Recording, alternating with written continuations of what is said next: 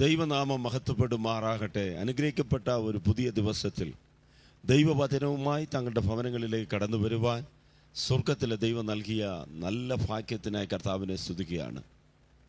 വർഷത്തിൻ്റെ ആരംഭം മുതൽ അവസാനം വരെ ദൈവം നമ്മെ അത്ഭുതമായി നടത്തിക്കൊണ്ടിരിക്കുന്നു. 2024 എന്ന ഈ അനുഗ്രഹിക്കപ്പെട്ട മനോഹരമായ വർഷം ദൈവം നമുക്ക് ദാനമായി നൽകിയത് ഓർത്ത് കർത്താവിനെ സ്തുതിക്കുകയാണ്. 1-ാം മാസം കണ്ടവർ പലരും ഈ 12-ാം മാസം കാണുവാൻ കഴിയാതെ ലോകം വിട്ട് മാറ്റപ്പെട്ടു. നമുക്ക് ചുറ്റിലും എത്രയോ അധികം പ്രകൃതി ദുരന്തങ്ങൾ, മരണത്തിൻ്റെ വാർത്തകൾ, പലവിധമായ സംഭവങ്ങൾ നാം കേട്ടുകൊണ്ടിരിക്കുന്ന ഈ കാലഘട്ടങ്ങളിൽ ഈ 12-ാം മാസത്തിൽ ദൈവം നമ്മെ കൊണ്ട് എത്തിച്ച ദൈവത്തിൻ്റെ അത്ഭുത കരുതലിനായി കർത്താവിനെ സ്തുതിക്കുകയാണ്. കർത്താവായ യേശുവിനെക്കുറിച്ച് ദൈവവചനം പറയുന്നു, അവൻ ആദ്യനും അന്ത്യനുമായവൻ, അൽവയും ഒമേഗയുമായവൻ. പ്രിയപ്പെട്ടവരെ, നമ്മുടെ ജീവിതത്തിലും ചില നല്ല പ്രവർത്തികൾക്ക് ആരംഭം കുറിച്ചവനായ കർത്താവ് ക്രിസ്തുവിൻ്റെ നാൾ വരെ അത് പൂർത്തീകരിക്കുവാൻ സർവശക്തനാകുന്നു. ഈ പകൽക്കാലം വളരെ പ്രാർത്ഥനയോട് ഒരുക്കത്തോട് ദൈവവചന ചിന്തയിലേക്ക് നമുക്ക് കടന്നു വരാം. പരിശുദ്ധാത്മാവ് നമ്മോടുകൂടെ സംസാരിക്കുമാറാകട്ടെ. ഈ ദിവസത്തിലെ ധ്യാനത്തിന് ആധാരമായി ഉൽപ്പത്തിയുടെ പുസ്തകം 49-ാം അധ്യായത്തിൻ്റെ 22-ാമത് വാക്യം.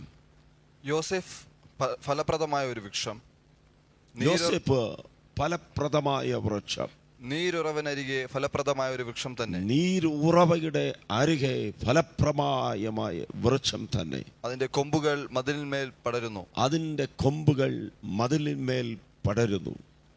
പ്രിയപ്പെട്ടവരെ, ഓരോ മനുഷ്യനുടെയും ജീവിതത്തിൽ ആ മാതാപിതാക്കളിൽ കൂടെ ലഭിക്കുന്ന അനുഗ്രഹത്തിൻ്റെ വാക്കുകൾ ഏറ്റവും വിലയേറപ്പെട്ടതാണ്. നാം നമ്മുടെ മക്കളെ അനുഗ്രഹിക്കാറുണ്ടോ? നാം നമ്മുടെ തലമുറകളെ, കൊച്ചുമക്കളെ അനുഗ്രഹിക്കുന്നവരായിരിക്കണം. അബ്രഹാം എന്ന വിശ്വാസത്തിൻ്റെ പിതാവായ, അല്ലെങ്കിൽ വിശ്വാസികളുടെ പിതാവായ അബ്രഹാമിൽ നിന്ന് നമുക്ക് പഠിക്കുവാൻ കഴിയുന്ന നല്ലൊരു പാഠമാണ്. അബ്രഹാം തൻ്റെ മകനായ ഇസ്ഹാക്കിനെ അനുഗ്രഹിച്ചു. ഇസ്ഹാക്ക് തൻ്റെ വാർദ്ധക്യത്തിൽ തൻ്റെ മക്കളായ ഏശാവിനെയും യാക്കോബിനെയും അനുഗ്രഹിക്കുന്ന നമുക്ക് കാണുവാൻ കഴിയും. യാക്കോബ് തൻ്റെ വാർദ്ധക്യത്തിൽ മരണമെടുത്തിരിക്കുന്ന സമയത്ത് തൻ്റെ 12 മക്കളെയും തൻ്റെ അടുത്ത് വിളിച്ചു വരുത്തി ഓരോരുത്തരെ കുറിച്ചുള്ളതായ അനുഗ്രഹങ്ങൾ പറയുകയാണ്. ഓരോരുത്തരെയും പ്രത്യേകമായി അനുഗ്രഹിച്ചു. സ്കൂളിൽ അധ്യാപകർ കുഞ്ഞുങ്ങളെ അനുഗ്രഹിക്കും. സഭയിൽ ശുശ്രൂഷകന്മാർ വിശ്വാസികളെ അനുഗ്രഹിക്കും. ഉൽപ്പത്തിയുടെ പുസ്തകം 49-ാം അധ്യായത്തിൽ തലമുറകളെ അനുഗ്രഹിച്ച ഒരു പിതാവിനെ നമുക്ക് കാണുവാൻ കഴിയും. ആവർത്തന പുസ്തകം 32-33 അധ്യായങ്ങളിൽ വിശ്വാസ സമൂഹത്തെ അനുഗ്രഹിച്ച ഒരു മോശയുടെ വാക്കുകൾ നമുക്ക് കാണുവാൻ കഴിയും. പലപ്പോഴും ഈ അനുഗ്രഹിച്ച ആ വാക്കുകളെ കർത്താവ് ഒരു പ്രവചന ദൂത് പോലെ തലമുറകളിൽ നിവൃത്തീകരിക്കുന്നത് നമുക്ക് കാണുവാൻ കഴിയുന്നു. അതുകൊണ്ട് എന്നെ കേൾക്കുന്ന പ്രിയപ്പെട്ടവരോട് പറയട്ടെ, നമ്മുടെ തലമുറകളെ അനുഗ്രഹിക്കണം, ഒരിക്കലും ശപിക്കരുത്. അനുഗ്രഹത്തിൻ്റെ വചനങ്ങൾ പറയുവാൻ ദൈവത്തിൻ്റെ പരിശുദ്ധാത്മാവ് നമ്മുടെ അധരങ്ങളെ നിറയ്ക്കട്ടെ.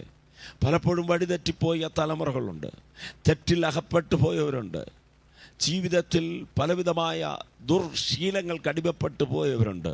അവർക്ക് വേണ്ടി പ്രാർത്ഥിക്കുക, പ്രത്യാശയോടുകൂടെ കാത്തിരിക്കുക. ദൈവം അവരെ മടക്കി കൊണ്ടുവരുമാറാകട്ടെ. യാക്കോബ് എന്ന് പറയുന്ന ഈ പൂർവ്വ പിതാവിന് 13 മക്കളെ ദൈവം നൽകി, 12 ആൺമക്കളെയും ഒരു പെൺമകളെയും. ഈ 12 പേരിൽ യോസേഫിനെ അപ്പനായി യാക്കോബ് അധികം സ്നേഹിക്കുവാനിടയായി. പ്രിയപ്പെട്ടവരെ, ദൈവം നമ്മെ അധികം സ്നേഹിക്കുവാൻ കാരണമുള്ളവരായി നാം തീരണം. ദൈവം നമ്മെ അധികമായി സ്നേഹിക്കുന്നു. ഈ ലോകത്തിലെ അത്രയും പേരെയും കർത്താവ് സ്നേഹിക്കുകയാണ്. കാരണം ഈ ലോകത്തിലെ നാനാജാതി മതസ്ഥരായിരിക്കുന്ന ഓരോരുത്തരും ദൈവത്തിൻ്റെ മക്കളാണ്.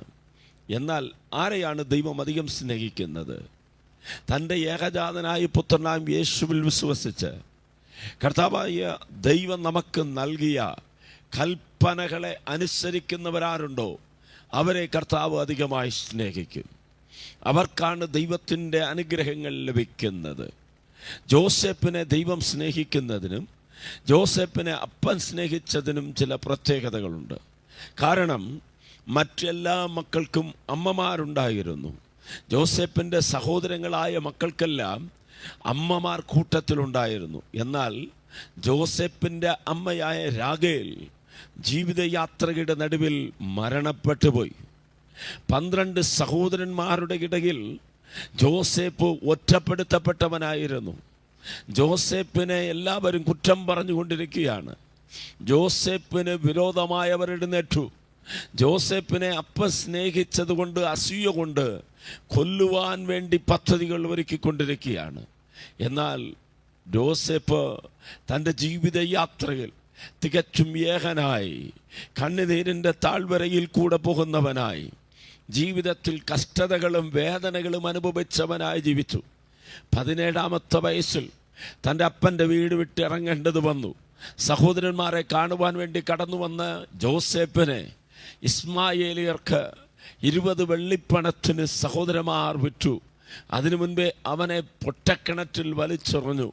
പോത്തിഫാറിൻ്റെ വീട്ടിലേക്ക് കടന്നു വന്ന് ചെയ്യാത്ത കുറ്റത്തിന് നിന്ന അപമാനം അപവാദങ്ങൾ ഏൽക്കേണ്ടത് വന്നു.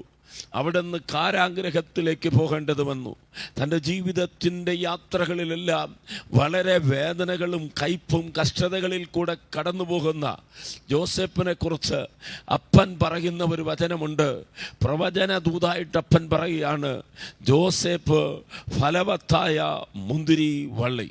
അതെ, എന്നെ കേൾക്കുന്ന ദൈവമക്കളോട് പറയട്ടെ, 2024 അവസാനിക്കുവാൻ പോകുന്ന ഈ ആഴ്ചയിൽ ദൈവത്തിൻ്റെ പരിശുദ്ധാത്മാവ് നമ്മോട് സംസാരിക്കട്ടെ. ജീവിതത്തിൽ നമ്മെ കർത്താവ് ഫലവത്തായ ഒരു മുന്തിരി വള്ളിയായി ദൈവം മാറ്റുവാൻ ആഗ്രഹിക്കുകയാണ്. ഫലം തരുന്നവരുണ്ട്, ഫലമില്ലാത്തവരുണ്ട്. ഈ ലോകത്തിൽ അനേക വൃക്ഷങ്ങളുണ്ടെങ്കിലും ഫലമുള്ളതും ഫലമില്ലാത്തതുമുണ്ട്. ഫലമില്ലാത്ത വൃക്ഷത്തെയും ഫലമുള്ള വൃക്ഷത്തെയും നമുക്കെങ്ങനെ തിരിച്ചറിയുവാൻ കഴിയും? ഒരു വൃക്ഷത്തിൽ ഫലമുണ്ടെങ്കിൽ ധാരാളം പറവകൾ വന്ന് അതിൻ്റെ തണലിലായിരിക്കും. പറവകൾക്ക് ആ വൃക്ഷം അനുഗ്രഹമായിരിക്കും. നടന്നു പോകുന്ന മൃഗങ്ങൾക്ക്, ആ ദേശത്തിൽ കാട്ടിലുള്ള മൃഗങ്ങൾക്ക് ആ വൃക്ഷം അനുഗ്രഹമായിരിക്കും. എന്തിന്? മനുഷ്യർക്ക് പോലും സകലത്തിനും അത് അനുഗ്രഹമായിരിക്കും. ഫലമില്ലാത്ത വൃക്ഷത്തെ വെട്ടി വിറകിന് വേണ്ടി കൊണ്ടുപോകും, അല്ലെങ്കിൽ ഫർണിച്ചർ ചെയ്യുവാൻ, ഉരുപ്പടികൾ ചെയ്യുവാൻ ആ വൃക്ഷത്തെ വെട്ടിമാറ്റുകയാണ്. ഫലമുള്ളതിനെയോ അധിക ഫലം കായ്ക്കേണ്ടതിന് യജമാൻ അതിനു വേണ്ടി ഉരമിട്ട് കൊടുത്ത് അതിനെ സ്നേഹിക്കുകയാണ്. ജോസഫിനെ കുറിച്ച് ദൈവത്തിൻ്റെ വചനം പറയുന്നു, അവൻ ഫലമുള്ളതായ മുന്തിരി വള്ളി. എന്നെ കേൾക്കുന്ന ദൈവമക്കളോട് പറയട്ടെ, 2024 കഴിഞ്ഞ കാലഘട്ടങ്ങളിൽ നമ്മുടെ ജീവിതത്തിൻ്റെ മറ്റു മേഖലകളിലെല്ലാം നാം ദൈവത്തിന് ഫലമുള്ളവരായിരുന്നു. 128-ാം സങ്കീർത്തനത്തിൽ കർത്താവിൻ്റെ വചനം പ്രകാരം പറയുന്നു, യഹോവയെ ഭയപ്പെട്ട് നടക്കുന്നതായ മനുഷ്യൻ ഏറ്റവും ഭാഗ്യവാനാണ്. എന്തുകൊണ്ടാണ്? അവൻ്റെ ഭാര്യ അവൻ്റെ വീട്ടിൻ്റെ അകത്ത് ഫലവത്തായ മുന്തിരി വെള്ള പോലെ ഇരിക്കും. അവൻ്റെ മക്കൾ മേശയ്ക്ക് ചുറ്റിലും ഒലിവ തൈകളെ പോലെ ഇരിക്കും. നാം ഫലമുള്ളവരായി തീരണമെന്നുള്ളതാണ് ദൈവത്തിൻ്റെ ആമേൻ നമ്മെക്കുറിച്ചുള്ള ഉദ്ദേശവും പദ്ധതിയും. ഒരിക്കൽ സാധുവായ ഒരു മനുഷ്യൻ തൻ്റെ ജീവിതത്തിൻ്റെ കഠിനമായ ശോധനയുടെ നടുവിൽ അവൻ നടന്നു പോവുകയാണ്. വീട്ടുകാരാൽ ഒറ്റപ്പെടുത്തപ്പെട്ടവൻ, നാട്ടുകാരാൽ ഒറ്റപ്പെടുത്തപ്പെട്ടവൻ, കുടുംബമോ സ്വന്തമോ ബന്ധമോ എല്ലാം അവനെ ഉപേക്ഷിച്ചു, തള്ളിക്കളഞ്ഞു. കടന്നു പോകുന്ന വഴിയിൽ ആ മനുഷ്യൻ ഒരു വൃക്ഷത്തിൻ്റെ ചുവട്ടിൽ വന്നിരിക്കുകയാണ്. ആ വൃക്ഷത്തെ അവൻ നോക്കി. ആ വൃക്ഷം ഉണങ്ങിയതായിരുന്നു. ആ വൃക്ഷത്തിൽ ഫലമില്ല. ആ വൃക്ഷത്തിൻ്റെ അടുത്ത് ആരും വരുന്നില്ല. ആ വൃക്ഷത്തെ ആരും സ്നേഹിക്കുന്നില്ല. ആ മനുഷ്യൻ ആ വൃക്ഷത്തെ നോക്കി പറഞ്ഞു, ഹേയ് വൃക്ഷമേ, നീ ഉണങ്ങിയതാണ്, നിന്നിൽ ഫലമില്ല, നിന്നെ ആർക്കും വേണ്ട. അതേ അവസ്ഥയിലാണ് ഞാനും നിൽക്കുന്നത്. എന്നിലും ഫലമില്ല, എന്നെക്കൊണ്ട് ആർക്കും ഒരു ഉപയോഗവുമില്ല. അതുകൊണ്ട് നാട്ടുകാർക്കോ വീട്ടുകാർക്കോ ഞാൻ വേണ്ടാത്തവനാണ്. എന്നാൽ നീയും ഒറ്റക്കാലിൽ നിൽക്കുകയാണ്. എനിക്കും അംഗവൈകല്യം ബാധിച്ചതുകൊണ്ട് ഞാനും ഒറ്റക്കാലിൽ നിൽക്കുന്നു. ഞാൻ ഇന്നു മുതൽ നിന്നെ എൻ്റെ ചങ്ങാതിയായി സ്നേഹിതനായി സ്വീകരിക്കുകയാണ് എന്നെല്ലാം ആ മരത്തെ നോക്കിയിട്ട് പട്ടുപോയതായ ഉണങ്ങിപ്പോയതായ ഒരു മരത്തെ നോക്കി അവൻ സംസാരിച്ചിട്ട് അവൻ കടന്നുപോയി. 6 മാസം കഴിഞ്ഞ് അവൻ വീണ്ടും ആ സ്ഥലത്ത് കടന്നു വന്നപ്പോൾ അവൻ അത്ഭുതപ്പെടുമാറായി. ഉണങ്ങിപ്പോയ ഫലമില്ലാതിരുന്നതായ വൃക്ഷം നല്ല മനോഹരമായി പച്ചപ്പുള്ളതായി മാറുക മാത്രമല്ല, അതിൽ ഫലമുള്ളതായി തീർന്നിരിക്കുന്നു. ആ വൃക്ഷത്തിൻ്റെ അന്തരീക്ഷ മണ്ഡലത്തിന്, അതിൻ്റെ അവസ്ഥകൾക്ക് വലിയൊരു മാറ്റം ഉളവാകുവാനിടയായി. അത് കണ്ടപ്പോൾ അവൻ്റെ ഹൃദയത്തിൽ ഒരു വെളിച്ചമുണ്ടായി, അവനൊരു സന്തോഷമുണ്ടായി. അവൻ ഇപ്രകാരം പറഞ്ഞു, ഈ വൃക്ഷത്തിന് ഇങ്ങനെ മാറുവാൻ കഴിയുമെങ്കിൽ എൻ്റെ ജീവിതത്തിനും ഒരു മാറ്റം വരത്തില്ലയോ എന്ന് കണ്ണുനീരോടുകൂടെ അവൻ പോകുവാനിടയായി. എന്നെ കേൾക്കുന്ന പ്രിയപ്പെട്ടവരെ, ആ മനുഷ്യൻ കടന്നുപോയപ്പോൾ അവനെ ഒരു ദൈവദാസൻ സന്ദർശിക്കുകയാണ്. ദൈവദാസൻ അവനോട് സുവിശേഷം പറഞ്ഞു. ദൈവദാസൻ പറഞ്ഞ സുവിശേഷം കേട്ട് ആ മുടന്തനായ മനുഷ്യൻ രക്ഷിക്കപ്പെട്ടു. ദൈവം അവനെ കൃപകളാൽ നിറച്ചു. അവൻ അനേകർക്ക് അനുഗ്രഹമുള്ള ഒരു ഫലവത്തായ വൃക്ഷമായി മാറുവാനിടയായി. ഇവിടെ ദൈവവചനം പറയുന്നു, ജോസഫ് ഫലമുള്ളതായ വൃക്ഷം. യേശുവിനെ കുറിച്ച് അപ്പോസ്തല നടപടികളുടെ പുസ്തകം, പ്രവർത്തികളുടെ പുസ്തകം 10-ാം അധ്യായം 38-ാം വാക്യത്തിൽ നാം വായിക്കുന്നു, നസ്രനായ യേശുവിനെ ദൈവം പരിശുദ്ധാത്മാവിനാലും ശക്തിയാലും നിറച്ചു. ദൈവം അവനോടുകൂടെ ഇരുന്നത് കൊണ്ട് നന്മ ചെയ്തവനായി ചുറ്റി നടന്നു. അതേ, 2000 വർഷങ്ങൾക്ക് മുൻപ് ഈ ലോകത്തിൽ മനുഷ്യരുടെ രക്ഷകനായി ജനിച്ച കർത്താവായ യേശു ക്രിസ്തു ഫലവത്തായ ഒരു മുന്തിരിവള്ളിയായിരുന്നു. യേശുവിൻ്റെ മരണത്തിന് ശേഷവും ഇന്നും കർത്താവായ യേശു ഒരു ഫലവത്തായ അനുഗ്രഹമുള്ളവനായി നമ്മെ അനുഗ്രഹിക്കുന്ന ദൈവമായി നമ്മോട് കൂടെയുണ്ട്. നാം ഫലവത്തായ ഒരു മുന്തിരിവള്ളിയായി മാറണമെങ്കിൽ നാം എന്തു ചെയ്യണം? യോഹന്നാന്റെ സുവിശേഷത്തിൽ പ്രകാരം പറഞ്ഞു, 1-ാം അധ്യായം 9-ാമത്തെ വാക്യം, ഏതു മനുഷ്യനെയും പ്രകാശിപ്പിക്കുന്ന സത്യവെളിച്ചം ലോകത്തിലേക്ക് വന്നുകൊണ്ടിരുന്നു. അതെ, ഏത് മനുഷ്യനെയും പ്രകാശിപ്പിക്കുന്ന, ഫലവത്തായി മാറ്റുവാൻ കഴിയുന്ന ഒരു വെളിച്ചമുണ്ട്. ഞാൻ തന്നെ വഴിയും സത്യവും ജീവനുമാകുന്നു എന്നരുളി ചെയ്ത കർത്താവായ യേശു ക്രിസ്തു. അതുകൊണ്ടാണ് ദൈവവചനം പറയുന്നു, നീ കർത്താവായ യേശുവിൽ വിശ്വസിക്കുക, എന്നാൽ നീ നിന്റെ കുടുംബവും രക്ഷ പ്രാപിക്കും. കർത്താവിനെ സ്വീകരിച്ച് യേശുവിൻ്റെ അടുത്തേക്ക് നാം കടന്നു വരുന്നെങ്കിൽ നമ്മെ കർത്താവ് ഫലവത്തായ ഒരു വൃക്ഷമായി മാറ്റിത്തീരും.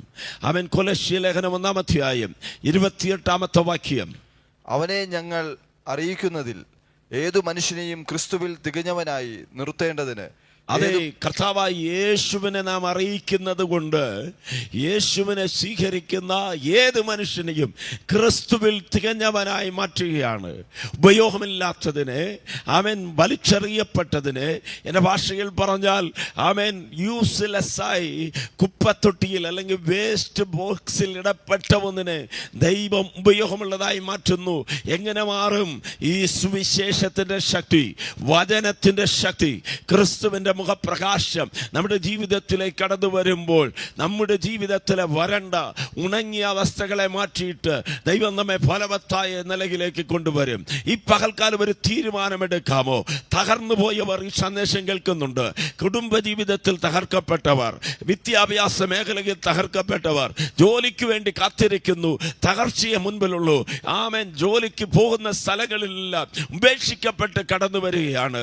കുടുംബജീവിതം തകർക്കപ്പെട്ടു, ഭാവി എന്തെന്ന് ആയി തീരുമെന്നറിയാത്ത ഒരു അനുഭവത്തിലേക്ക് പോകുന്നവരുണ്ടോ? ഈ പകൽക്കാലം ദൈവാത്മാവിൽ ഒരു ദൂത് വിളിച്ചു പറയട്ടെ, പൊട്ടക്കിണറ്റിൽ കിടന്ന, വിൽക്കപ്പെട്ട, അപവാദങ്ങൾ ഏൽക്കപ്പെട്ട ഒരു യോസേഫിനെ എൻ്റെ ദൈവത്തിന് ഉയർത്തുവാൻ കഴിയുമെങ്കിൽ, ഫലവത്തായ ഒരു വൃക്ഷമായി മാറ്റുവാൻ കഴിയുമെങ്കിൽ, താങ്കളെയും താങ്കളുടെ കുടുംബത്തെയും തലമുറയെയും താങ്കൾ അഭിവരിക്കുന്ന വിഷയത്തിൽ നിന്ന് വിടുവിച്ചുകൊണ്ട് ഒരു ഫലവത്തായ വൃക്ഷമായി മാറ്റുവാൻ എൻ്റെ ദൈവത്തിന് കഴിയും. 1-ാമത് യോസേഫിനെ കുറിച്ച് ദൈവവചനം പറയുന്നു, അവൻ ഫലവത്തായ വൃക്ഷം. 2 അതേ വാക്യത്തിൽ ഉൽപ്പത്തി 49:22 പ്രകാരം പറയുന്നു, അവൻ നീരുറവയെങ്കിൽ ഫലം നൽകുന്ന ചെടി. അതേ, യോസേഫിന്റെ ജീവിതത്തിൽ അവൻ അനുഗ്രഹമുള്ളവനായി മാറുവാൻ, അവൻ ദൈവത്തെ ഭയപ്പെടുന്നവനായി മാറുവാൻ, അല്ലെങ്കിൽ ഉണങ്ങിയ അനുഭവത്തിൽ നിന്ന് പുഷ്ടിയുള്ള അനുഭവത്തിലേക്ക് വരുവാനുള്ള കാരണം യോസേപ്പ് എന്ന് പറയുന്ന വൃക്ഷം സാധാരണമായ ഒരു വൃക്ഷമല്ല. അത് നീരുറവയുടെ നടുവിൽ നടപ്പെട്ടിരിക്കുന്നതായ വൃക്ഷം. സങ്കീർത്തനം 1 നാം ഇപ്രകാരം പറയുന്നു, ദൈവവചനം പറയുന്നു, ദുഷ്ടന്മാരുടെ ആലോചനയിൽ നടക്കാതെയും ഭാവിയുടെ വഴിയിൽ നിൽക്കാതെയും പരിഹാസിയുടെ ഇരിപ്പിടത്തിൽ ഇരിക്കാതെയും യഹോവയുടെ ന്യായപ്രമാണത്തിൽ രാപ്പകൽ ധ്യാനമായിരിക്കുന്ന മനുഷ്യൻ ഭാഗ്യവാൻ. അവനെക്കുറിച്ച് ദൈവവചനം പറയാണ്, അവൻ ആറ്റരികത്ത് നടപ്പെട്ടതും തക്ക കാലത്തിൽ ഫലം കായ്ക്കുന്നതും. ഫലമുള്ള ഒരു വൃക്ഷമായി തീരണമെങ്കിൽ അതിന് വെള്ളം വേണം. അതെ ഞാൻ പറയുന്നത് നിങ്ങൾ ശ്രദ്ധിക്കുക പ്രിയപ്പെട്ടവരെ. നല്ല ഒരു ബിൽഡിംഗ് മനോഹരമായി പണിയപ്പെടണമെങ്കിൽ അതിന് ഉറപ്പുള്ളതായ ഒരു അടിസ്ഥാനമുണ്ടാകണം. അതുപോലെ തന്നെ ഒരു വൃക്ഷം ഫലമുള്ളതായി തീരണമെങ്കിൽ അത് ഉറവയുടെ അടുത്ത് നിൽക്കണം. അതുപോലെ ഒരു മനുഷ്യൻ ആത്മാവിലും സത്യത്തിലും ഫലമുള്ളവനായി ഈ ലോകത്തിൽ അനുഗ്രഹിക്കപ്പെട്ടവനായി തീരണമെങ്കിൽ പരിശുദ്ധാത്മാവെന്ന ദൈവവുമായി ഒരു ആഴമായ ബന്ധമുണ്ടാകണം. ഹൃദയത്തിൽ ദൈവവുമായ ഒരു ബന്ധമുണ്ടെങ്കിൽ മാത്രമേ നമ്മുടെ ജീവിതത്തെ ഫലമുള്ളതായി മാറ്റി തീർക്കുവാൻ ദൈവത്തിന് കഴിയും. വെളിപ്പാട് പുസ്തകം 22-ാം അധ്യായത്തിന്റെ 2-ാം വാക്യം ഇപ്രകാരം പറയുന്നു, നദിക്ക് ഇക്കരെയും അക്കരെയും ജീവവൃക്ഷമുണ്ട്. അത് 12 വിധം ഫലം കായ്ച്ച് മാസം തോറും അതത് ഫലം കൊടുക്കുന്നു. അതെ പ്രിയപ്പെട്ടവരെ, ജനുവരിയിൽ കൊടുത്ത ഫലമല്ല ഫെബ്രുവരിയിൽ, മാസം തോറും പുതിയ ഫലം. നദിക്ക് ഇക്കരയിലും അക്കരയിലുമുണ്ട്. ആ വൃക്ഷത്തെക്കുറിച്ച് പല അത്ഭുതകരമായ സംഭവങ്ങളോടെ പറയപ്പെട്ടിരിക്കുകയാണ്. അതിൻ്റെ കാരണം എന്താണ്? 22:1 നാം കണ്ടാൽ സിംഹാസനത്തിൽ നിന്ന് പുറപ്പെട്ടു വരുന്ന ആ പളിങ്ക് പോലുള്ളതായ ഒരു നദിയുണ്ട്, ശുദ്ധവും പ്രകാശവുമായ നദി. ഈ നദി എന്ന് പറയുന്നത് പരിശുദ്ധാത്മാവിനെ കുറിക്കുന്നു. അത് പിതാവാം ദൈവത്തിങ്കൽ നിന്ന് പുറപ്പെട്ടു വരുന്നു. ഈ നദിയുടെ ഇരു കരയിൽ നിൽക്കുന്നതായ വൃക്ഷങ്ങൾ ഓരോ മാസങ്ങളിലും ജീവന്റെ ഫലങ്ങൾ നൽകി. ഈ പകൽക്കാലം ഈ സത്യം കേൾക്കുന്ന ദൈവിക ദൂത് കേൾക്കുന്ന കുടുംബങ്ങളോട് പറയട്ടെ, പരിശുദ്ധാത്മാവുമായി ഒരു ആഴമേറിയ ബന്ധമുണ്ടെങ്കിൽ നമ്മുടെ ജീവിതത്തിൽ പുതിയ ഫലം നൽകുന്നവരായി അനേകർക്ക് അനുഗ്രഹമായി നിൽക്കുവാൻ ദൈവം നമ്മെ സഹായിക്കും. യെശയ്യാ പ്രവാചകൻ വിളിച്ചു പറഞ്ഞു 60:1, എഴുന്നേറ്റ് പ്രകാശിക്കുക, നിന്റെ പ്രകാശം വന്നിരിക്കുന്നു. കർത്താവായ യേശു ക്രിസ്തു യോഹന്നാൻ 15-ാം അധ്യായത്തിന്റെ 5-ാം വാക്യത്തിൽ പറഞ്ഞു, ആമേൻ ഹല്ലേലൂയ സ്തോത്രം, നിങ്ങൾ ഒരുത്തൻ എന്നിലും ഞാൻ അവനിലും വസിച്ചാൽ, അതേ ക്രിസ്തുവോടുകൂടെ ചേർന്ന് നിൽക്കണം, എന്നാൽ മാത്രമേ നാം ഫലമുള്ളവരായി തീരത്തുള്ളൂ. യോസേപ്പ് നീരുറവയുടെ അടുത്ത് ഫലം തരുന്നതായ വൃക്ഷമായി തീർന്നു. ഈ നീരുറവയുടെ അടുത്ത് നിൽക്കുമ്പോൾ നമ്മുടെ ജീവിതത്തിൽ പലവിധമായ പാപത്തിൻ്റെ പ്രലോഭനങ്ങൾ കടന്നു വരുവാനിടയുണ്ട്. അങ്ങനെ വരുന്നതിനെ നാം ജയിക്കണം. അതുകൊണ്ടാണ് അപ്പോസ്തലനായ പൗലോസ് കൊരിന്ത്യർക്കെഴുതിയ ലേഖനം 1 കൊരിന്ത്യർ 6-ാം അധ്യായം 18-ാം വാക്യത്തിൽ പ്രകാരം പറഞ്ഞു, ദുർനടപ്പ് വിട്ട് ഓടുവിൻ. ആമേൻ. ഓടണം. നാം നിൽക്കണം, ഇരിക്കണം. എന്നാൽ ഹല്ലേലൂയ, എവിടെയാ നിൽക്കേണ്ടത്, എവിടെയായിരിക്കേണ്ടത്? നീരുറവയുടെ അടുത്ത്. എന്നാൽ ദുർനടപ്പ് വിട്ട് ഓടണം. ജീവിതത്തിൽ പാപശോധനകളെ വിട്ടു ഓടണം. ജോസഫിന്റെ ജീവിതത്തിൽ ഫലവത്തായ ഒരു വൃക്ഷമായി തീരുവാൻ കാരണം നീരുറവയുടെ അടുത്ത്, ദൈവിക സാന്നിധ്യത്തിന്റെ അടുത്ത് അവൻ ആയിരുന്നു. ഈ ദൈവ സാന്നിധ്യം, ദൈവമായുള്ള ബന്ധം നഷ്ടപ്പെടുത്തി കളയുന്ന ആ പാപശോധനകൾ ജീവിതത്തിൽ കടന്നു വന്നപ്പോൾ അവൻ വിട്ടു ഓടിപ്പോകുവാനിടയായി. എന്നെ കേൾക്കുന്ന യൗവനക്കാരോട് പറയട്ടെ, ദൈവമക്കളോട് പറയട്ടെ, പ്രാർത്ഥിക്കുന്നവരോട് പറയട്ടെ, പ്രസംഗിക്കുന്ന എന്നെ പോലെയുള്ള ദൈവദാസന്മാരോട് പറയട്ടെ, പാപത്തിന്റെ പ്രലോഭനങ്ങൾ ജീവിതത്തിൽ കടന്നു വരുമ്പോൾ ദുർനടപ്പ് വിട്ടു ഓടുവാനുള്ള ശക്തി, ആമേൻ, കൃപ പരിശുദ്ധാത്മാവ് നമുക്ക് നൽകുമാറാകട്ടെ. ഹല്ലേലൂയ. യോഹന്നാൻ, ആമേൻ, സ്തോത്രം. 2 തീമോഥെയുടെ പുസ്തകം 2-ാം അധ്യായം 22-ാം വാക്യത്തിൽ അപ്പോസ്തലനായ പൗലോസ് ഉത്തമപുത്രനായ തീമോഥെയോസിന് ആമേൻ തന്റെ വാർദ്ധക്യകാലത്ത് നൽകുന്ന അതിപ്രധാനമായ ഒരു ആലോചന നമുക്ക് വായിച്ചു കേൾക്കാം. യവന മോഹങ്ങളെ വിട്ടോ യൗവന മോഹങ്ങളെ വിട്ടുപോടുക. ഇന്ന് പലരും പലതിനും അഡിക്റ്റായി കിടക്കുകയാണ്. മദ്യത്തിന് അഡിക്റ്റായവരുണ്ട്, മയക്കുമരുന്നിന് അഡിക്റ്റായവരുണ്ട്, ഫോണോഗ്രാഫിക്ക് അഡിക്റ്റായവരുണ്ട്, മൊബൈലിന് അഡിക്റ്റായവരുണ്ട്, ഗെയിമുകൾക്ക് അഡിക്റ്റായവരുണ്ട്. യൗവനത്തിലെ പലവിധമായ പാപ പ്രലോഭനങ്ങൾ നമ്മെ അടിമത്വത്തിലേക്ക് കൊണ്ടുപോകുമ്പോൾ നാം ഫലമുള്ളവരായി തീരുവാൻ കഴിയത്തില്ല. എന്നെ കേൾക്കുന്ന ദൈവമക്കളെ, ആമേൻ, പാപ ശോധനകളെ ജയിക്കുവാൻ പരിശുദ്ധാത്മാവിന്റെ നിറവ് നമുക്ക് വേണം, പരിശുദ്ധാത്മാവിന്റെ ശക്തി നമുക്ക് വേണം. അപ്പോസ്തല പ്രവൃത്തിയുടെ പുസ്തകം 1-ാം അധ്യായം 8-ാം വാക്യത്തിൽ പരിശുദ്ധാത്മാവ് നിങ്ങളുടെ മേൽ വരുമ്പോൾ നിങ്ങൾ ശക്തി ലഭിച്ചിട്ട് യെരൂശലേമിലും യഹൂദയിൽ എല്ലായിടത്തും സമരിയയിലും ഭൂമിയുടെ അറ്റത്തോളം എൻ്റെ സാക്ഷ്യങ്ങളായി തീരുമെന്നാണ് ദൈവവചനം പറയുന്നത്. നാം സാക്ഷികളായി തീരുവാൻ പരിശുദ്ധാത്മാവിന്റെ ശക്തി ദൈവം നമുക്ക് നൽകുമാറാകട്ടെ. ജീവിതത്തിൽ കടന്നു വരുന്ന ശോധനയുടെ നടുവിൽ ദൈവത്തിന്റെ ആത്മാവ് നമ്മോട് സംസാരിക്കണം. നമ്മുടെ മനസ്സാക്ഷി ജീവനുള്ളതായി ഉണർവുള്ളതായിരിക്കണം. പാപത്തെക്കുറിച്ചുള്ളതായ ബോധ്യം വരുത്തുന്ന പരിശുദ്ധാത്മാവ് നമുക്ക് പ്രബോധനങ്ങളെ നൽകിക്കൊണ്ടിരിക്കുമെങ്കിൽ പാപം വിട്ടോടുവാൻ, ഒരു ഫലവത്തായ ജീവിതം ചെയ്യുവാൻ ദൈവം നമ്മെ സഹായിക്കും. യാക്കോബ് തന്റെ മകനായ ആമേൻ യോസേപ്പിനെ അനുഗ്രഹിക്കുകയാണ്. യോസേപ്പ് ഫലവത്തായ മുന്തിരിവള്ളി, അത് നീറുറവെങ്കിലുള്ളതായ മുന്തിരിവള്ളി. മൂന്നാമത് യോസേപ്പിനെ കുറിച്ച് പറയുന്നതായ സംഭവമുണ്ട്. അവൻ മതിലിന്മേൽ പടരും. ഈ പകൽക്കാലം നാം ഒരു ആമേൻ ഹല്ലേലൂയ നീറുറവയുടെ അടുത്താണ് ഇരിക്കുന്നതെങ്കിൽ, ഫലം കൊടുക്കുന്നവരാണെങ്കിൽ, ഫലം ഉള്ളവർക്ക് കല്ലറികൾ വരത്തുള്ളൂ. ഫലം ഉള്ളവരെ തടക്കുവാൻ ഈ ലോകത്തിലെ മനുഷ്യരെഴുന്നേൽക്കും, അസൂയ ഉള്ളവരെഴുന്നേൽക്കും. ഫലം യോസേപ്പിൽ ഉള്ളത് കൊണ്ടാണ് സഹോദരന്മാർക്ക് അസൂയ ഉണ്ടായത്. ഫലം യോസേപ്പിൽ ഉള്ളത് കൊണ്ടാണ് പോത്തിഫാറിന്റെ ഭാര്യയ്ക്ക് അവന്റെ മേൽ മോഹമുണ്ടായത്. അവനെ തകർക്കുവാൻ പല വിധത്തിലുള്ള മതിലുകൾ എഴുന്നേറ്റു. ആ മതിലുകൾ എന്ന് പറഞ്ഞാൽ, ഒന്ന്, മതിലെന്ന് പറയുന്നത് ആത്മീക ജീവിതത്തിന് തടസ്സമായി നിൽക്കുന്നത്. രണ്ട്, മതിലെന്ന് പറയുന്നത് ഒരു അതിർത്തിയാണ്. എന്നാൽ ജോസേപ്പിനെ കുറിച്ച് അപ്പൻ പ്രവചനാത്മാവിൽ പറയുന്നു, ജോസേപ്പ് എന്ന വൃക്ഷം മതിലിന്റെ മേൽ പടരും. തടസ്സമായി നിൽക്കുന്നത് ആമേൻ ജയിച്ചുകൊണ്ട്, തടസ്സമായി നിൽക്കുന്ന തടസ്സങ്ങളെ തകർത്തുകൊണ്ട് മുൻപോട്ട് പോകുവാനുള്ള ശക്തി, കൃപ ദൈവത്തിന്റെ ആത്മാവ് യോസേപ്പിന് നൽകി.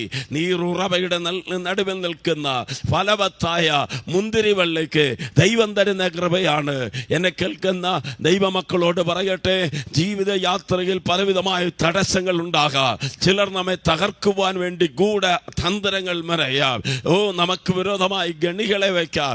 എന്നാൽ ഒരു ഗണിയിലും അകപ്പെടാതെ ആമേൻ ആര് നമുക്കെതിരായി കുഴി വെട്ടിയോ അവരുടെ ആമേൻ ഹല്ലേലൂയ കാല് തന്നെ കുഴിയിൽ വീഴത്തക്കവണ്ണം, ഗണി വച്ചവരുടെ കാല് തന്നെ കണ്ണിയിൽ അകപ്പെടുവാൻ തക്കവണ്ണം ദൈവം സാഹചര്യങ്ങളെ മാറ്റും. നാം ദൈവത്തിനു വേണ്ടി നിന്നാൽ ദൈവം നമുക്ക് ചെയ്യുന്ന ഒരു ആമേൻ അത്ഭുതമുണ്ട്.